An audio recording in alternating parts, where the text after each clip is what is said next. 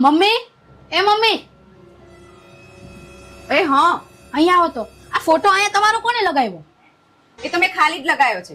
એવું? અહીંયા રખડતો હતો તો મેં અહીં લગાવી દીધો, જગ્યા હતી ને એટલે લગાવ્યો છે. ઠીક ત્યાર. મેં હું છે ને બહાર જઈને આવું, 10 મિનિટનું કામ છે, હું પતાવીને આવું. હાય ગઈ. આ છે ને ફોટો અહીંયા કેમ લગાવ્યો છે ખબર છે? આમાં આવો તમને કહું.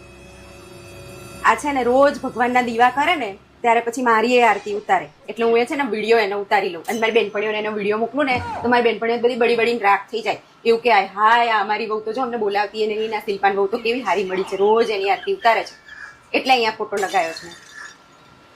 મમ્મી, હું આવી ગઈ બજારથી, એક વસ્તુ લાવી તમારા હાટુ. શું લાવી?